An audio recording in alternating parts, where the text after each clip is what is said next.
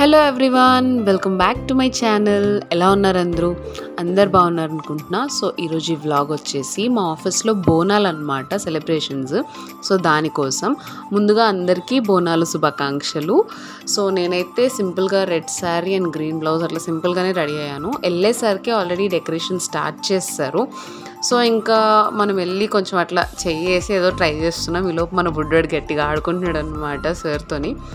అన్నీ దొరికాయి కానీ వేపాకులు తేయడం మర్చిపోయారంట. సో మాకు పక్కనే పార్క్ ఉంటుంది. సో పార్క్లో సార్ నేను వెళ్ళి వేపాకులు తెద్దామని చూసాం, కానీ మాకు అందట్లేదు.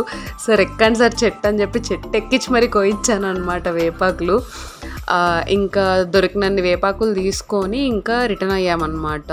ఎందుకంటే బోనాలు అనగానే ఫస్ట్ అమ్మవారికి వేపాకు అంటే చాలా ఇష్టం కదా, అది మ్యాండేటరీ అని చెప్పి మళ్ళీ బయటకు వచ్చి తీసుకెళ్తున్నాము. సో ఫైనల్గా కావాల్సినంత దొరికింది.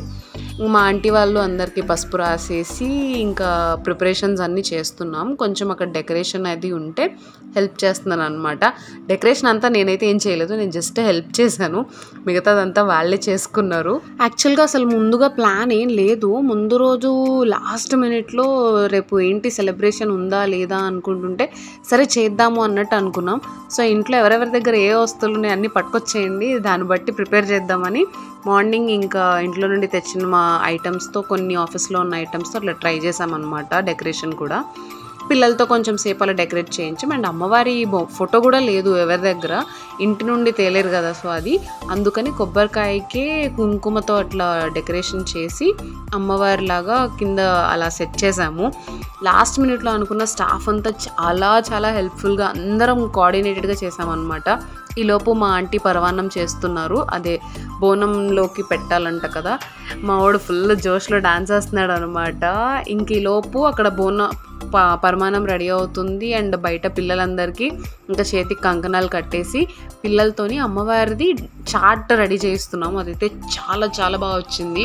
అండ్ కిడ్స్ కూడా చాలా కోఆపరేటివ్గా చేశారు. అసలు ఎక్స్పెక్ట్ చేయలేదు ఇంత ఇదిగా జరుగుతుందని చెప్పేసి. ఇంక నేను ఫైనల్ అలా అవుట్లైన్ ఇస్తున్నాను. బొమ్మ గీసింది కూడా నేను కాదు, వేరే వాళ్ళు ఎవరో, జస్ట్ ఫైనల్ అవుట్లైన్ మాత్రమే నేను ఇస్తున్నాను. ఇంకా పూజ స్టార్ట్ చేసేసి పూజ చేసిన తర్వాత బోనం పెట్టి ఫుల్ డాన్స్ డీజే లాగా పెడదాం పిల్లల కోసం అని అనుకున్నాము. ఇంకా పూజ స్టార్ట్ చేసిన తర్వాత ఒక పక్కన అట్లా పూజ చేస్తున్నారు, ఇంకో పక్కన పిల్లలకి బొట్టు పెట్టేసి ఇంకా ఒక్కొక్కరితో కొంచెం కొబ్బరికాయ కొట్టించి అట్లా ట్రై చేసామన్నమాట. ఈలోపు ఒక మేడం ఇంకా దీపారాజన చేసి బోనం ఎత్తుకొని చేస్తారంట కదా. So actually I don't know అసలు బోనాలు అంటే ఏంటో. నాకు హైదరాబాద్కి వచ్చే వరకు తెలీదు. And this is my first time celebrate చేసుకోవడం.